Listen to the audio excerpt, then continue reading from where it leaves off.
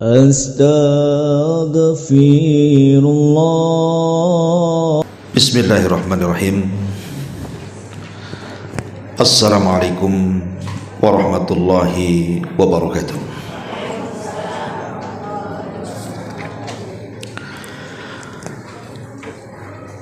Alhamdulillah. Alhamdulillahilladzi bi ni'matihi tatimmus shalihat. Asyhadu an la ilaha illallah wahdahu rabbi la syarika lah wa asyhadu anna Muhammadan abduhu wa rasuluhu alladzi la nabiyya ba'dah.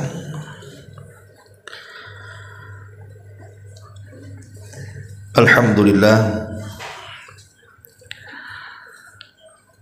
di pagi ini kita bisa kembali duduk untuk bertalabul ilmi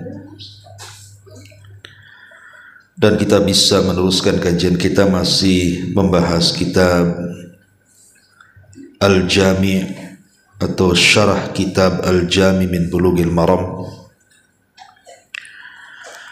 dan kita masuk pada hadis yang kedua pada halaman ke-37.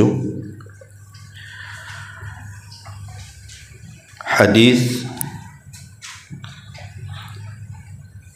yang sangat baik sekali kita kaji di pagi ini. Kita baca hadisnya dulu baru kita jelaskan.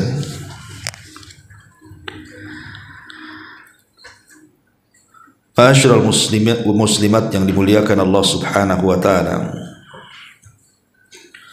Hadis ini dari sahabat Abi Hurairah radhiyallahu anhu.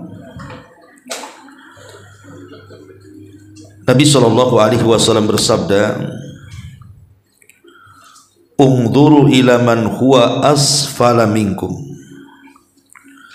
wa la tanzuru ila man huwa fawqakum fa huwa ajdaru alla tazdaru ni'matallahi alaikum." Lihatlah orang yang di bawah kalian dan jangan melihat orang yang di atas kalian,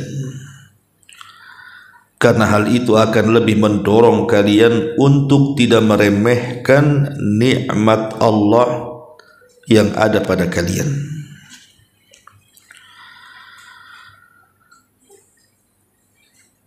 Dalam redaksi yang lain yang dikeluarkan Bukhari Muslim,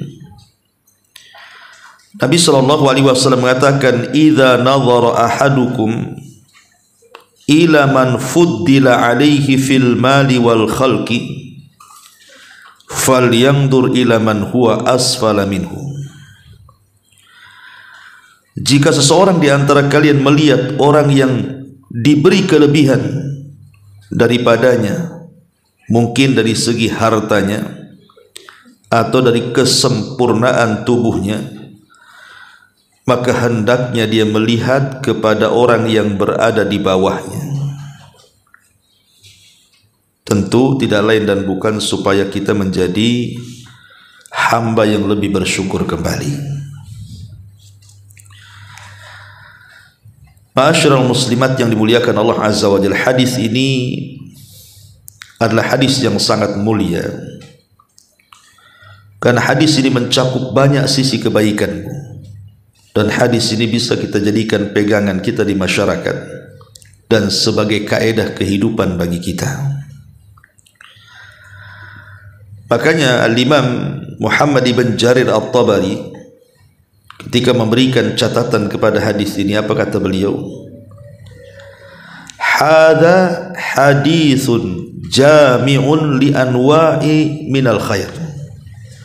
Hadis ini, kata beliau, mencakup banyak sisi kebaikan.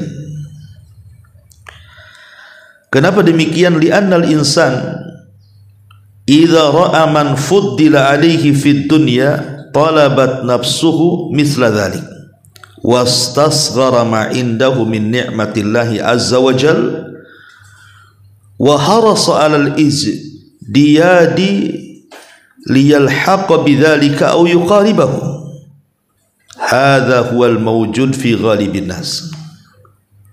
Sampai beliau mengatakan, Karena manusia jika melihat kepada orang yang lebih tinggi levelnya, maka jiwanya akan menuntut untuk serupa dengannya dan mulai mengecilkan nikmat Allah Subhanahu wa taala yang Allah berikan kepadanya.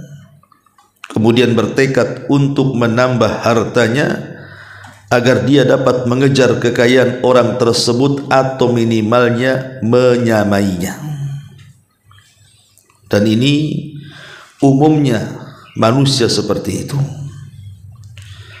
Tapi kata beliau, wa amma idza nadhara fi umuri dunya ila man huwa duna. Wa amma idza nadhara fi umuri dunya ila man huwa dunahu fiha dhaharat lahu ni'matullah fasyakaraha wa tawadha'a wa fa'ala al-khair. Kemudian kata Imam Muhammad ibn Jarir At-Tabari, dia mengatakan, adapun jika dia dari sisi dunia dan harta tentunya akan tampak di hadapannya bahwa nikmat Allah Subhanahu wa taala itu begitu besar kepadanya, maka dia akan bersyukur, bersikap rendah diri, dan dia akan banyak melakukan kebaikan. Ma'asyiral muslimat yang dimuliakan Allah Subhanahu wa taala. Dan kita lihat, coba Bu, kalau seandainya ibu lehernya selalu melihat ke atas, mungkin melihat kepada orang-orang yang jauh lebih tinggi kedudukannya dibandingkan kita. Boleh jadi mungkin leher ibu bisa putus, Bu. Karena yang namanya orang kaya yang kita lihat itu nanti ada yang lebih kaya dibandingkan yang kita lihat. Namanya kita punya tetangga kaya, kita lihat kepada tetangga, kemudian kita ingin seperti tetangga kita. Setelah tercapai memang betul seperti tetangga kita kekayaan kita, nanti ada lagi orang yang lebih kaya dibandingkan dia, dan kita pun ingin mengejar hal yang sama. Nanti setelah sama lagi pasti ada lagi yang lebih kaya dibandingkan dia, dan seterusnya. Sampai kapan? Yang namanya langit itu ada langit lagi di atasnya. Makanya kalau orang terus lihat ke atas, capek, Bu, karena tidak ada akhirnya. Dan Nabi SAW memastikan orang yang terus melihat ke atas dan tidak pernah melihat ke bawah, dipastikan orang itu tidak bisa mensyukuri nikmat Allah Azza wa Jalla, karena dia merasa kerdil di hadapan manusia yang lainnya yang jauh lebih tinggi levelnya dibandingkan dia. Dan ini sangat bahaya karena terjerumus kepada kekufuran nikmat Allah. Ma'asyiral muslimat yang dimuliakan Allah Subhanahu wa taala. Tetapi sebaliknya, kalau seandainya kita senantiasa melihat ke bawah bahwa ada yang jauh lebih buruk kondisinya dibandingkan kita, maka kita akan lebih bersyukur lagi. Dan itu contohnya banyak. Umpamanya ibu melihat di jalan ada orang gila. Orang gila ma'ruf. Maka ibu akan bersyukur kepada Allah Subhanahu wa taala. Alhamdulillah saya tidak gila seperti dia. Akhirnya kita pun mengucapkan alhamdulillah, kan, Bu. Kemudian kita lihat lagi di sekitar kita ada yang mungkin fisiknya cacat, matanya buta, budek telinganya, terputus tangan dan kakinya, kena amputasi. Maka kalau kita lihat kepada orang yang jauh lebih rendah kesehatannya, fisiknya, tentu kita akan mengatakan alhamdulillah, mata saya tidak seperti mata dia. Dia buta, saya melihat. Dia tuli, saya mendengar. Dia tidak bisa berjalan, loh, saya bisa berjalan. Dia tidak bisa makan kecuali suapi, saya bisa makan sendiri. Akhirnya kan dengan sendiri lisan kita akan mengucapkan alhamdulillah, Bu. Bersyukur jadinya, kan. Lihat tetangga ngontrak, ibu punya rumah sendiri. Alhamdulillah, saya masih punya rumah sendiri walaupun jelek, saya tak ngontrak. Si fulan memang bagus rumahnya, tapi ngontrak sebulannya sekian, habis juga tuh duitnya untuk bayar kontrakan. Bersyukur bu akhirnya. Jadi tanamkan sifat seperti ini. Ada pamannya tetangga diuji suaminya jahat, suaminya suka mukul. Alhamdulillah suami ibu tidak seperti dia. Akhirnya ibu mengatakan, alhamdulillah saya punya suami masya Allah, masih lebih baik daripada suami dia. Begitu juga suami, alhamdulillah saya punya istri tidak seperti istri tetangga. Saya punya anak soleh soleha, tidak seperti anak tetangga yang durhaka kepada orang tuanya. Jadi kalau kita melihat ke bawah itu nanti bersyukur tuh. Lisan kita pasti akan mengucapkan alhamdulillah tuh. Alhamdulillah suami saya kerjanya gajinya lebih tinggi. Yang sebelah itu pengangguran tak kerja-kerja. Alhamdulillah, ya kan? Ibu bisa makan enak, bisa beli ini, bisa beli itu. Si fulan tidak bisa karena tidak punya uang, suaminya pun tak kerja. Alhamdulillah. Akhirnya kita mengucap alhamdulillah. Kalau kita melihat ke yang di bawah itu bu, pasti bersyukur. Atau secara umum bapaknya, kita hidup di negara yang notabene aman. Negara kita kan aman, alhamdulillah, tidak ada yang rusuh. Tidak seperti negara-negara di luar dikuasai gangster gitu ya. Hidupnya tidak nyaman, atau mungkin kita lihat di negara-negara yang penuh konflik, perang sana sini, mau keluar aja susah. Kita ini keluar kemana saja bebas. Alhamdulillah. Kita bersyukur kepada Allah, lihat negara yang jauh lebih miskin dibandingkan kita dari segi keamanannya, dari segi ekonominya. Supaya kita lebih bersyukur lagi hidup di negeri kita itu. Begitulah konsep Nabi SAW mengajarkan kepada kita qanaah, redha dengan pemberian Allah Subhanahu wa taala. Bahwa ketika Allah Subhanahu wa taala membagi-bagikan rizkinya kepada saya, kepada ibu, kepada siapapun, maka Allah telah bagi rizki itu seadil-adilnya. Allah itu sangat adil. Mana bisa Ustaz adil? Si anu tuh kalau usaha terus saja meroket. Nggak pernah tuh namanya gulung-gulung tikar tuh. Saya ini sudah pinjam modal sana, modal sini, tetap saja ya kayak gini-gini hidupnya. Mana adilnya di sini? Kadang ada orang yang memandang seperti itu kan syubhat di kepalanya. Ingat, Allah itu terkadang memberikan sesuatu kepada kita ini karena sebuah kemaslahatan. Sebagaimana menahan sesuatu juga karena kemaslahatan. Allah kan yang menciptakan kita, Allah lebih tahu kondisi kita. Terkadang ada orang-orang yang sengaja Allah tidak sukseskan, sebab kalau dia sukses dia jahat. Makanya Allah Subhanahu wa taala sengaja ulur-ulur waktu tuh.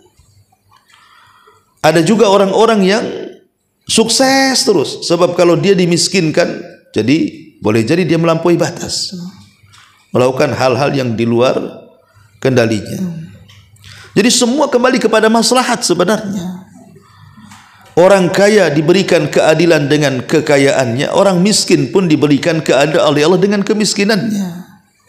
Maka sering saya contohkan bu, banyak orang-orang kaya itu yang mereka punya uang banyak, tapi hidupnya tidak tenang bu. Hidupnya tidak tenang. Diberikan istri cantik, suaminya tampan, rumah besar, gaji besar, tapi tidak pernah tenang. Lalu saya ceritakan kepada salah seorang ustadz bercerita kepada saya itu. Jadi satu hari saya jalan-jalan sama dia keliling perumahan. Jadi ada rumah paling bagus di situ itu. Tingkat 3 lagi rumahnya itu. Oh, mobilnya mahal. Ustadz itu tinggal di situ. Dia cerita sama saya. Ya, Ustadz Abu katanya. Iya, kenapa? Ini semalam katanya, ini yang punya rumah ini ngadu kepada saya, istrinya. Kenapa? Hidupnya terancam dengan suaminya katanya, mau dibunuh katanya. Jadi kok bisa? Nggak tahu masalahnya apa, tapi hidupnya nggak tenang katanya. Subhanallah. Secara zahir kan harusnya dia tenang kan? Rumahnya bagus, 3 lantai lagi, besar lagi, kendaraannya mewah. Hidupnya terancam dengan orang yang paling dekat dengan dia, suaminya. Nah, kok bisa seperti itu coba? Menunjukkan bahwa kekayaan itu kan tidak menjamin kebahagiaan. Terkadang orang-orang miskin yang ngontrak harmonis-harmonis saja kan keluarganya, bahkan lebih tertawanya lebih lebar, senyumnya lebih jauh lagi dibandingkan orang-orang yang penuh dengan harta. Jadi memang Allah Subhanahu wa taala sudah bagi loh orang orang kaya itu kehidupannya berbeda, dengan orang miskin juga kehidupan berbeda. Tetapi rizki Allah itu Allah bagikan seadil-adilnya. Ada orang kaya dengan kekayaannya tidak sanggup makan apapun yang mampu dia beli. Tapi ada orang miskin, dia makan semuanya walaupun tak sanggup beli. Masyarul muslimat yang dimuliakan Allah Subhanahu wa taala, maka ini sebuah kaidah yang sangat bagus sekali. Jangan pernah melihat ke atas, lihat ke bawah. Tapi perlu dirinci, Bu ya. Hadis ini perlu dirinci. Maksudnya apa? Maksudnya hadis ini cerita tentang dunia. Cerita tentang dunia. Kalau ibu punya dolar Singapura, lihat ke yang punya rupiah, kan kursnya lebih kecil, Bu. Jangan lihat kepada uang yang mungkin seperti euro atau apa yang jauh lebih besar dibandingkan dolar, kan itu. Supaya kita lebih bersyukur lagi, gitu maksudnya. Hadis ini bicara soal dunia, tapi soal agama jangan diberlakukan hadis ini, Bu. Kalau soal agama tidak boleh diberlakukan, tapi diberlakukan kebalikannya. Kalau soal agama, soal akhirat, lihat ke yang di atas, jangan lihat ke yang di bawah. Ibu ini datang ke sini kumpul-kumpul, sebelahnya hafalan Qur'annya sudah 30 juz sudah rampung. Ibu baru hafal setengah juz. Yang sebelah ibu lagi wadduha saja tak bunyi. Kemudian ibu ngomong, alhamdulillah, saya masih lebih baik. Kenapa? Ini sebelah wadduha saja tak bunyi, katanya. Bukan begitu, Bu. Kalau soal agama lihat ke yang di atas. Cemana ya kok dia bisa hafal 3 juz 30 ya. Masa saya dari dulu sampai lam yakunil mentok aja gitu. Supaya kalau urusan akhirat tuh jadi kita makin termotivasi ya, mengejar pahala dan mengejar kebaikan. Ada orang pamannya seorang bapak-bapak, sholatnya ke masjid itu mungkin Jumatan saja ya, selebihnya mungkin sholat di rumah. Kemudian lihat tetangganya Jumatan pun tak tampak, tampaknya Idul Fitri dan Idul Adha saja. Jangan ngomong alhamdulillah, saya kan masih mendingan seminggu sekali sholat Jumat tuh sebelah tuh munculnya itu makhluk satu itu tahunan tuh. Dia munculnya Idul Adha sebelum Fitri saja katanya. Nggak boleh melihat ke yang segitu, tapi lihat kepada tetangga yang lain. Saya ingin seperti dia, kok dia bisa ya sholat 5 waktu ke masjid lagi. Jadi kalau urusan agama jangan pernah melihat ke bawah, lihat ke atas untuk motivasi. Ibu nyumbang 100.000, sebelahnya 1 juta, sebelahnya pula tak nyumbang. Masih mending lah ku nyumbang katanya. Sebelah tak nyumbang. Nggak bisa, Bu. Kalau urusan akhirat itu lihat ke bawah, lihat ke atas, jangan lihat ke bawah. Sebab kalau seandainya dalam urusan agama dan urusan akhirat itu lihatnya malah ke bawah, bukan lihat ke atas, Bu, maka selamanya ibu tidak akan menambah kebaikan. Karena merasa ibu masih jauh lebih baik dibandingkan yang lainnya. Jadi hadis ini bicara soal urusan dunia. Kalau urusan dunia jangan pernah lihat ke atas, tapi lihatlah ke bawah, gitu maksudnya. Ma'asyiral muslimat yang dimuliakan Allah Subhanahu wa taala. Di dalam surah Thaha ayat 131 Allah Subhanahu wa taala mengatakan wala tamudanna ainaika ila ma matta'na bi azwajan minhum zuhratal hayatid dunya linaftinahum fihi. Janganlah engkau tunjukkan pandangan matamu kepada kenikmatan yang telah kami berikan kepada orang-orang dari mereka sebagai bunga kehidupan dunia agar kami uji mereka dengan kesenangan itu. Lihat, Allah Subhanahu wa taala melarang, jangan pernah melihat kepada orang-orang yang Allah berikan kepada mereka dari dunia dan kenikmatan, karena Allah juga sudah berikan kenikmatan kepada kita dan Allah sudah adil memberikan kenikmatan itu. Karena hati ini cenderung untuk melihat syahwat, Bu. Makanya di zaman Nabi Musa alaihi salatu wassalam, Qarun, ma'ruf ya Qarun kan, Bu. Ceritanya Qarun kan jelas. Jadi Qarun itu dalam tempo-tempo tertentu itu sengaja keluar dengan membawa perhiasannya, kebesarannya, kekayaannya, ditampakkan kepada manusia. Sombong. Sehingga orang-orang yang kemudian melihat Qarun, mereka mengatakan, wa qala alladhina yuriduna al-hayata ad-dunya ya laita lana mithla ma utiya Qarun wa innahu ladhu haddin azim. Dan orang-orang yang menginginkan kehidupan dunia berkata, mudah-mudahan kita mempunyai harta kekayaan seperti apa yang telah dianugerahkan kepada si Qarun.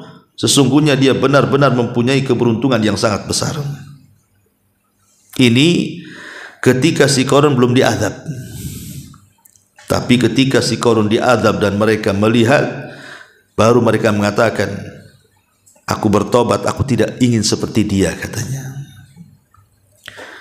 Karena memang manusia itu kalau melihat kepada yang di atas dari segi dunia, pasti cenderung, Bu, kita ingin seperti dia. Tetangga punya mobil, kapan saya punya mobil? Tetangga punya motor bagus, kapan saya punya seperti dia? Tetangga bangun rumah, kapan saya punya seperti dia? Begitu, ya. Jiwa manusia itu la ammaratum bisu, pasti akan terus memerintahkan keburukan terus, sehingga minimalnya walaupun tidak lebih daripada tetangga, minimalnya samalah kedudukannya. Lah ketika itu yang terjadi, saya ulang-ulang, maka orang ini akan sulit bersyukur kepada Allah Subhanahu wa taala. Ma'asyiral muslimat yang dimuliakan Allah Azza wa Jalla, hadis ini ada beberapa faedah yang ingin saya jelaskan. Yang pertama, hadis ini di antara faedah yang bisa kita kaji adalah ada 3 adab yang harus dipahami. Pertama, adab kepada manusia. Yang kedua, adab kepada dunia. Dan yang ketiga, adab kepada Allah Subhanahu wa taala. Jadi hadis ini mengajarkan kepada kita 3 adab. Adab kepada manusia, adab kepada dunia, dan adab kepada Allah Azza wa Jalla. Apa maknanya adab kepada manusia di sini? Kalau kita senantiasa memandang ke bawah, tidak pernah memandang ke atas dalam urusan dunia, Bu, maka akan hilang sifat sombong kita, dan yang muncul adalah sifat kerendah dirian kita. Sombongnya hilang, Bu, kalau lihat ke bawah itu, dan akan ada rasa syukur yang luar biasa, sehingga dia lebih menyayangi orang-orang yang jauh di bawah dia. Kenapa? Karena dia akan membatasi pergaulan dia dengan orang kaya, dengan orang-orang yang jauh di atas levelnya, karena dia sudah bersyukur dengan kondisinya, Bu. Makanya hadis ini juga mengajarkan kepada kita tentang kurangi bergaul dengan orang-orang yang levelnya jauh di atas kita. Contoh mamanya, ibu orang biasa-biasa saja, tapi berkawan dengan istrinya pejabat, istri Pak Wali Kota, istri Pak Gubernur, istri anggota dewan, pokoknya orang-orang kaya lah Bu. Dan ibu orang biasa saja, orang susah. Ketika bergaul kepada mereka, otomatis Bu, pandangan ibu pasti akan kemana-mana tuh. Lihat tasnya yang branded, lihat tebal bedaknya, pakaiannya, kendaraannya, pasti kan Bu, ya. Pasti dia akan akhirnya berangan-angan yang enggak tuh. Mau bagus sekali ya, bajunya, ininya, itunya. Ketika dia mandang kepada dirinya merasa kecil. Yang jadi korban di sini siapa Bu? Yang jadi korban suaminya Bu. Pulang Bang, aku tadi ada kumpul di sana tuh. Aku ke sana bawa tas kresek, sana pula tas lain pula katanya. Tolonglah kan itu. Suaminya stres Bu. Suaminya nggak tahu apa-apa. Akhirnya apa, dikompori kan untuk melakukan kejahatan supaya ibu mendapatkan apa yang mereka punya. Ini kan bahaya seperti ini. Akhirnya hilang adab kita kepada manusia. Ini yang pertama. Yang kedua, adab kepada dunia. Adab kepada dunia. Maksudnya apa? Ketika seseorang kemudian berinteraksi dengan kemewahan, dengan memandang ke yang di bawah itu Bu, akhirnya ibu tidak melampaui batas.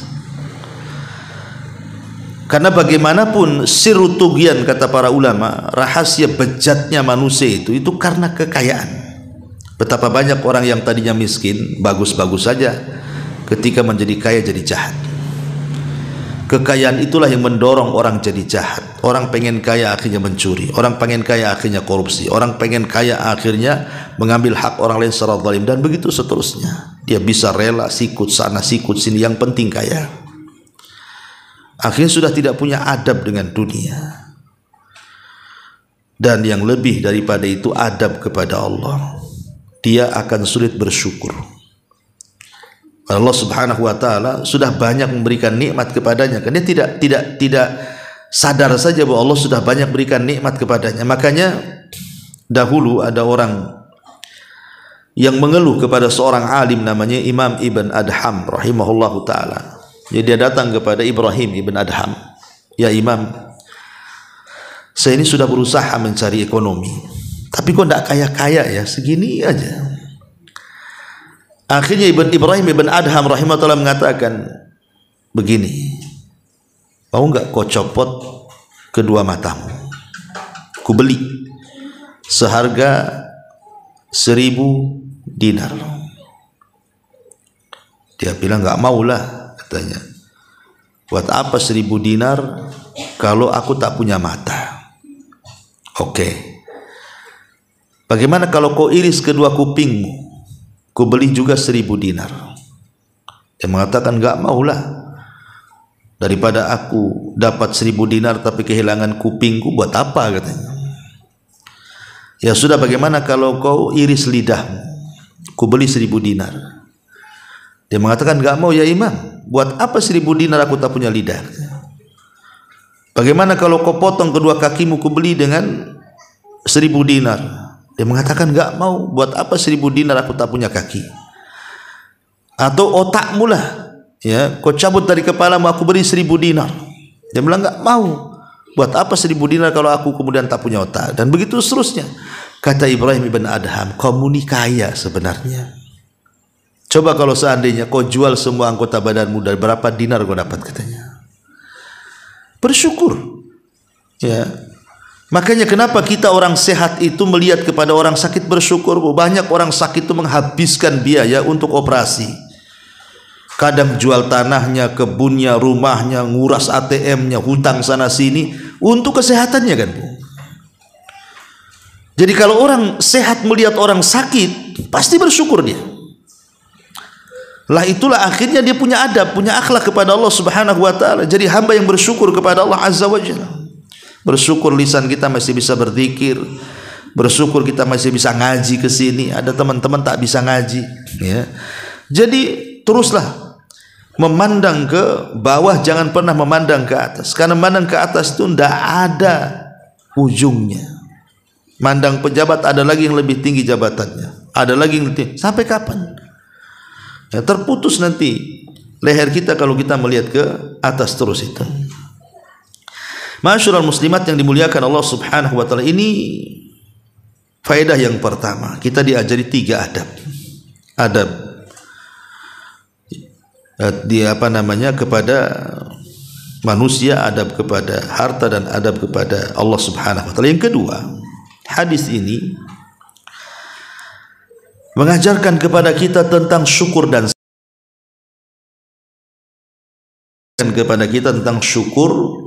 dan juga sabar. Apa maknanya bersyukur?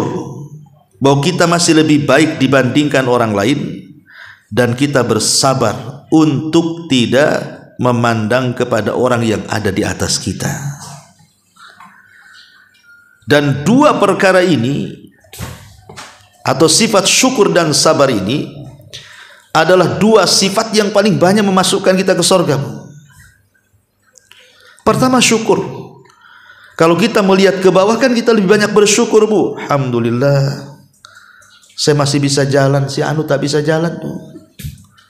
Alhamdulillah, saya masih bisa makan, si anu puasa Daud. Itu. Jadi timbul rasa syukurnya.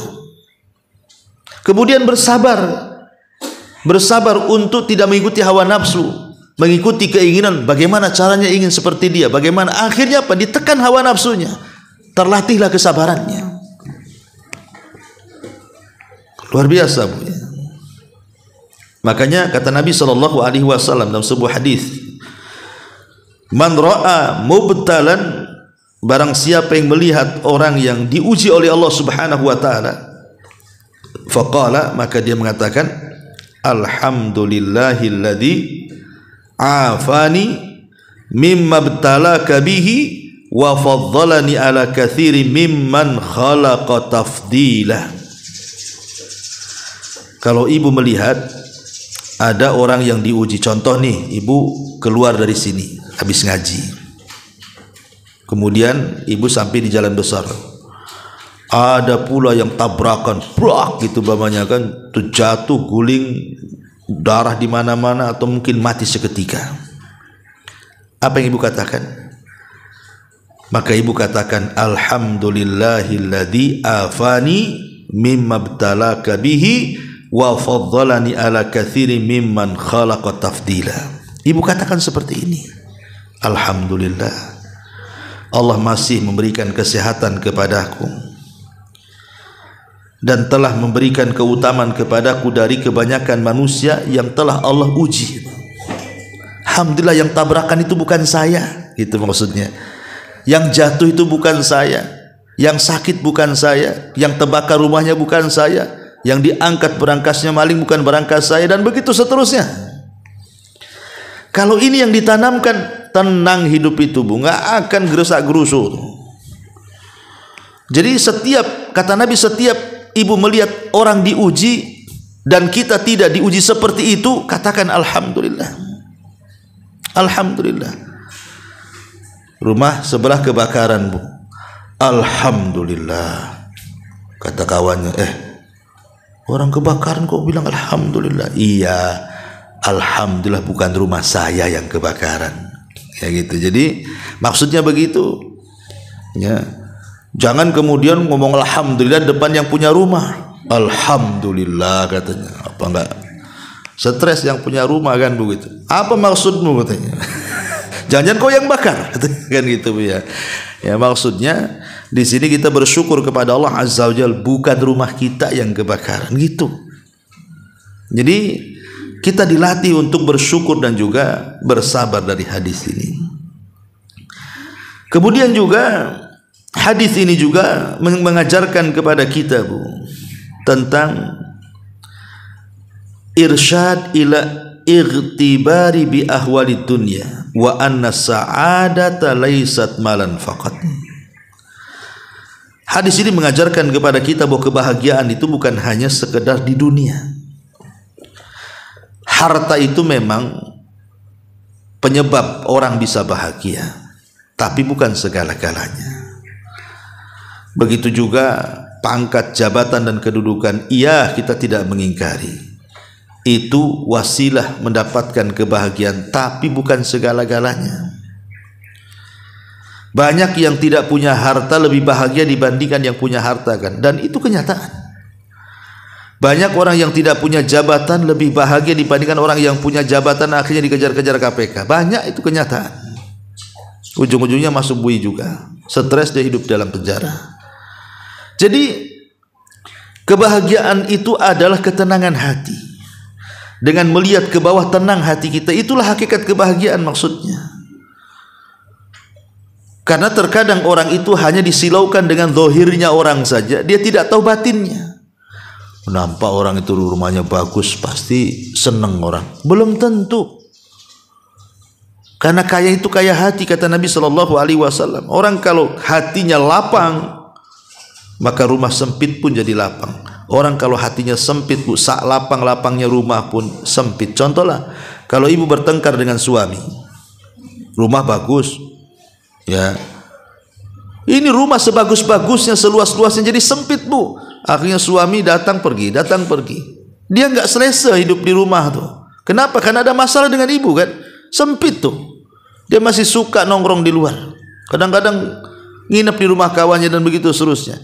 Karena lapangnya rumah ataupun tidak, itu ditentukan dengan lapangnya hati dan tidak lapangnya hati. Itulah kebahagiaan. Itu maksudnya di sini. Kemudian juga hadis ini juga mengajarkan kepada kita tentang anna min a'zami ma yu'inu ala istish'arin ni'am, bahwa seagung-agungnya perkara yang bisa merasakan betapa banyaknya nikmat yang Allah Ta'ala anugerahkan kepada kita itu dengan cara an-nazar fi haliman huwa aqal halan minka, dengan melihat kondisi orang yang jauh lebih rendah dibandingkan kondisinya, maka itu akan lebih bersyukur lagi, bu, untuk bersyukur lagi. Makanya kenapa kemudian Nabi SAW sampai mengatakan innama tungsaruna wa turzakuna bidu'ai fikum, kalian ditolong dan diberikan rezeki itu karena orang-orang lemah di antara kalian. Jadi kalau ibu melihat ada orang lemah yang jauh di bawah kita itu, di situ nampak syukurnya. Makanya saya katakan tadi, pasti sedikit-sedikit dia akan ngomong alhamdulillah tuh. Alhamdulillah saya bisa lebih baik. Alhamdulillah, alhamdulillah. Karena itu memang yang paling besar, kita ini mengungkapkan rasa syukur dengan melihat orang yang di bawah kita ini. Dan juga perlu dipahami, bu, bahwa yang namanya manusia itu pasti tidak sama kondisinya. Manusia itu tidak Allah ciptakan sama, baik secara fisiknya, baik akalnya, baik kesehatannya, baik kekayaannya, baik hartanya, baik jabatannya, baik pekerjaannya. Nggak ada yang sama, bu. Allah itu sudah bagi-bagi semuanya, dan itu harus diterima, itu takdir dari Allah Subhanahu wa Ta'ala. Maka terimalah bahwa pasti ada orang yang jauh lebih baik dari kita. Tak peduli seberapa baiknya kita bekerja, seberapa banyaknya yang kita punya, seberapa kerasnya kita belajar, pasti ada orang di luar sana yang jauh lebih baik dibandingkan kita, bu. Maka jangan sampai iri hati. Ingin mengejar sesuatu, kadang-kadang kita tidak tahu diri, ingin terbang tinggi, tapi saya pula tak punya.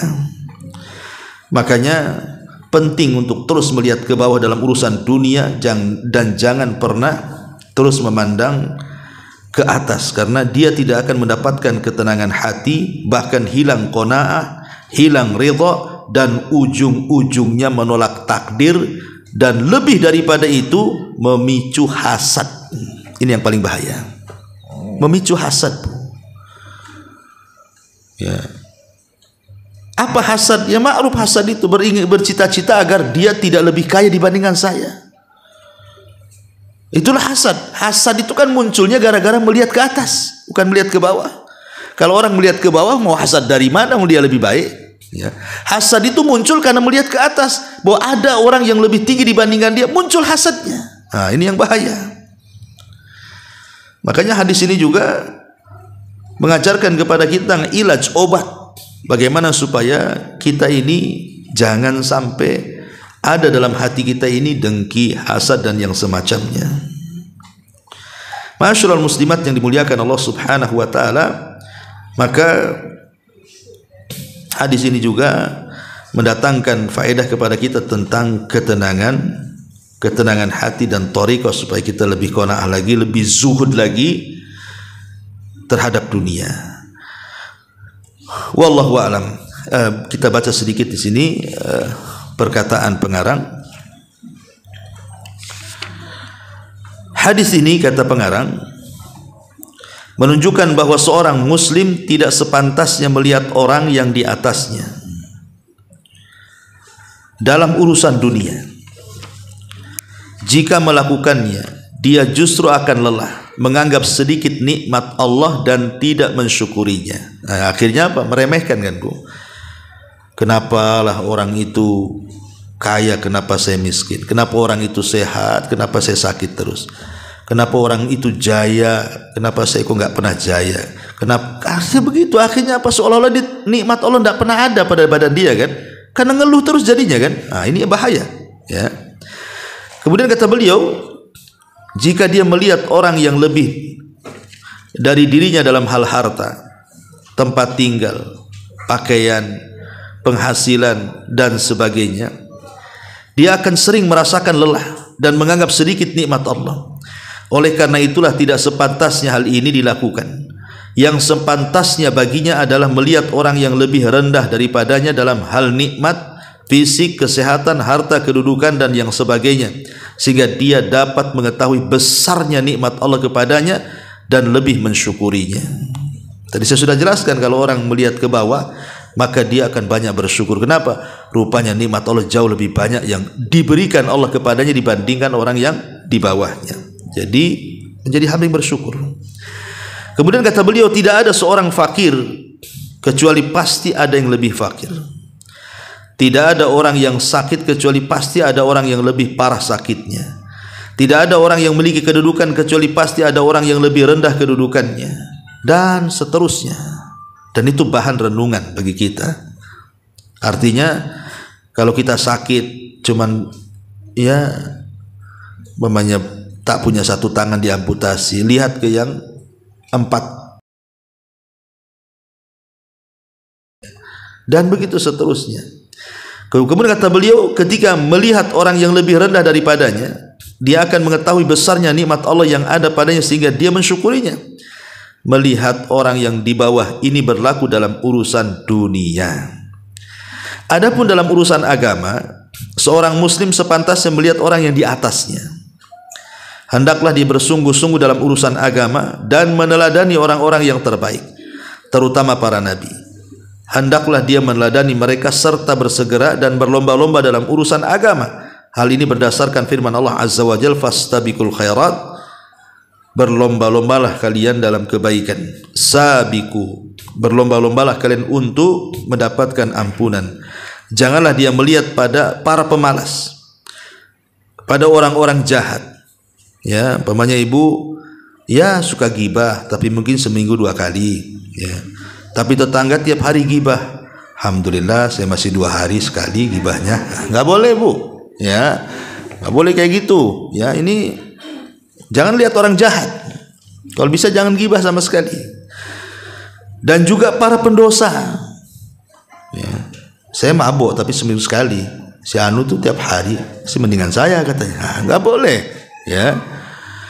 Ya, jangan kita nggak boleh seperti itu. Akan tapi hendaklah dia, kata Syekh, melihat orang-orang yang berbuat baik dan berlomba-lomba menuju kebaikan. Dia bersegera menuju sholat, zakat, puasa, mengikuti adab-adab yang diajarkan syariat, menjauhi tempat-tempat yang membuatnya dituduh berbuat buruk, menjauhi perbuatan maksiat dan meneladani orang-orang baik. Wallahu a'lam bishawab. Inilah keterangan sedikit dari pensyarah hadis ini. Taib, sebelum saya tutup, kalau ada yang bertanya silakan.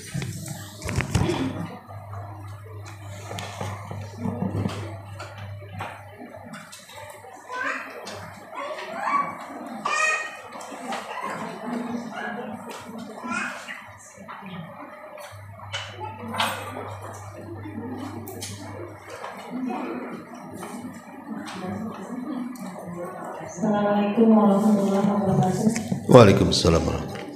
Apa benar izin bertanya? Iya. Ini di luar rumah ya Ustaz? Iya.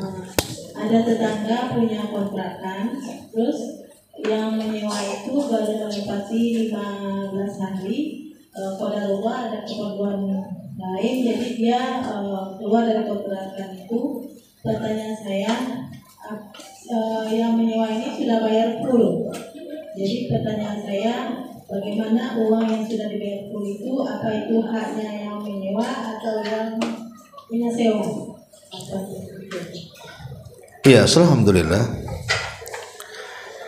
Kita tahu bahwa dalam setiap muamalah, baik jual beli, sewa menyewa dan begitu seterusnya, itu dibangun di atas syarat. Kata Nabi SAW, al-muslimu ala syurutihim. Seorang muslim itu harus berdasarkan syarat-syarat ketentuan. Berarti itu dikembalikan kepada syarat pertama ibu menyewakan rumah. Bu ya, ibu memberikan syarat kepada yang menyewa di awal dan harus tercatat, tahu. Pokoknya saya punya rumah, ini saya sewakan 1 bulan 1,5. Kalau seandainya kamu baru 3 minggu keluar, maka uang kamu yang 1,5 tidak bisa ditarik. Deal or no deal? Deal katanya. Berarti tidak bisa ditarik, Bu. Kenapa? Karena disesuaikan dengan syarat. Ya, itulah makanya pentingnya itulah. Dalam setiap muamalah itu ibu harus terikat dengan syarat, ikat dengan syarat.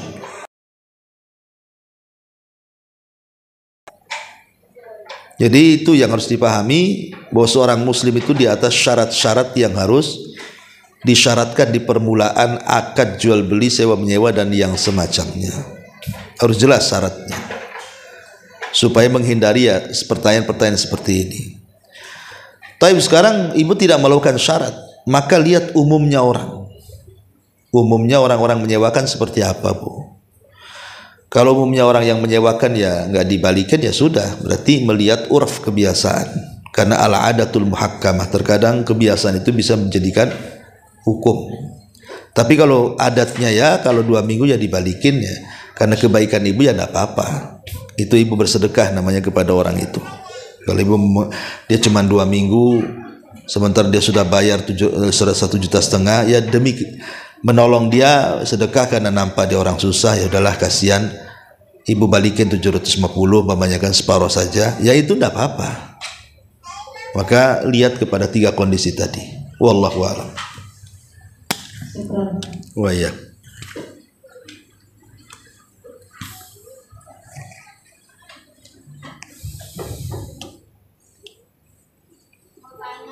Iya.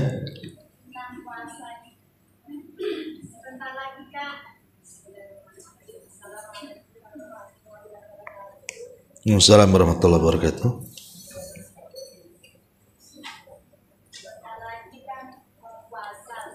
Yang saya tanyakan, ada hadis ketika kita sudah memasuki puasa atau kita puasa di akhir mau bulan Ramadan, itu katanya ada hadisnya makruh atau haram. Tolong penjelasannya Ustaz.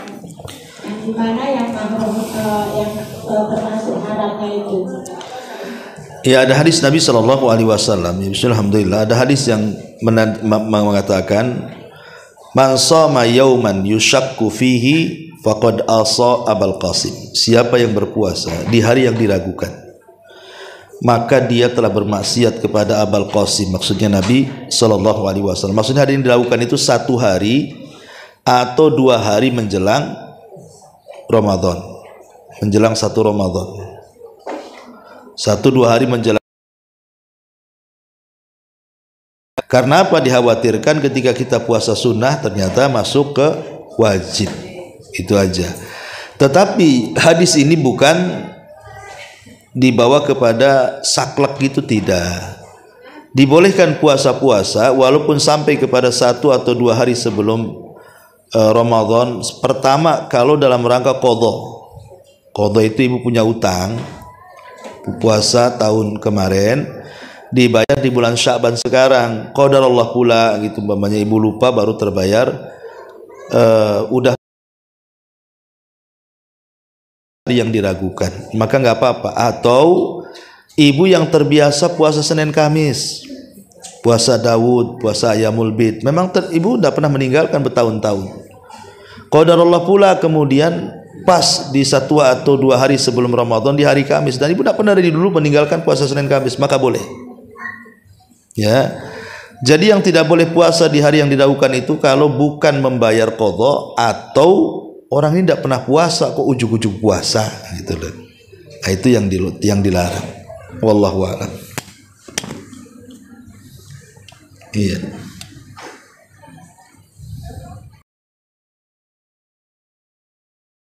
Kalau nggak ada, ini dah 938.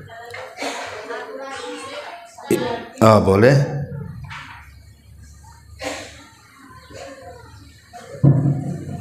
Assalamualaikum warahmatullahi wabarakatuh. Waalaikumsalam warahmatullahi wabarakatuh. Ustaz, saya mau bertanya karena saya penasaran.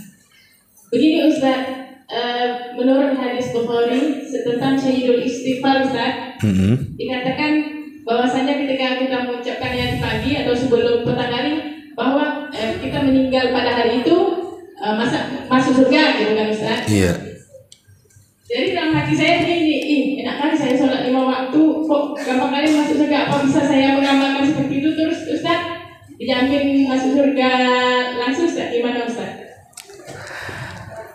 Iya, salah. Saya mudah gitu Ustaz, gimana?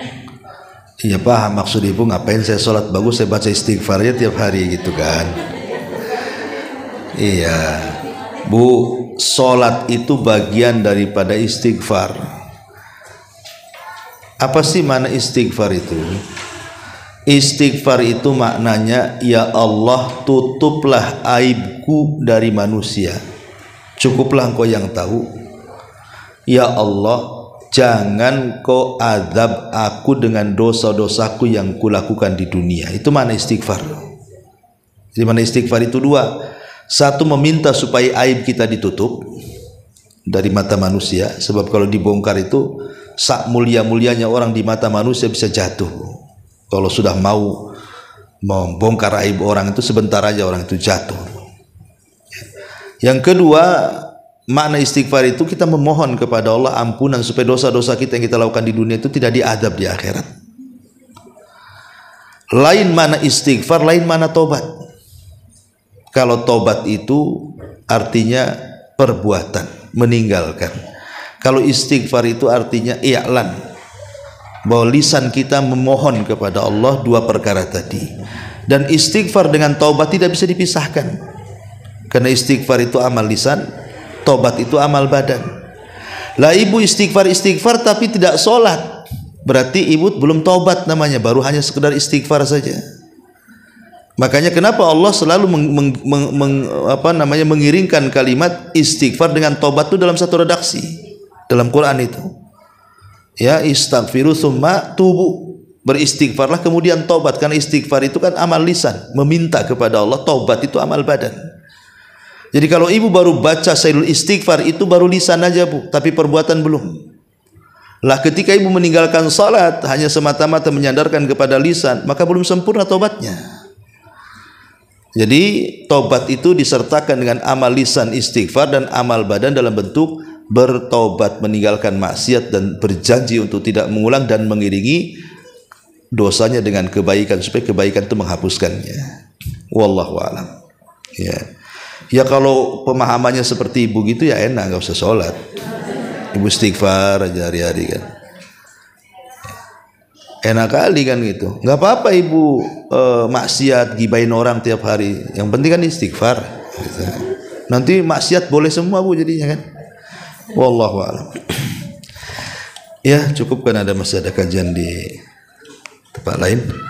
Mudah-mudahan ada manfaatnya. Subhanakallahumma bihamdika asyhadu an la ilaha illa anta astaghfiruka